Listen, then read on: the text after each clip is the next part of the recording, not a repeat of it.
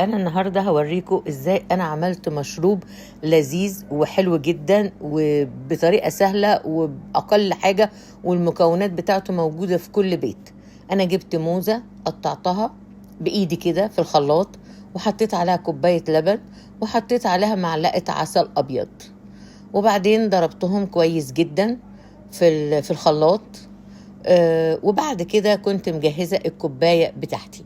جهزت كمان فنجان قهوة اسبريسو، هخلطه على الخليط ده.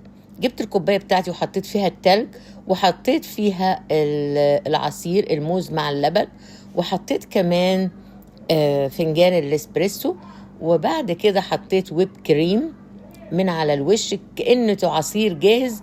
ممكن تشتريه من بره غالي جدا، انت تعمليه في البيت بطريقة سهلة جدا وبأقل التكاليف. ومن فوق حطيت عليه كراميل، بحيث ان هو يعني يديه شوية حلا، لان طبعا انا مش حاطة سكر خالص.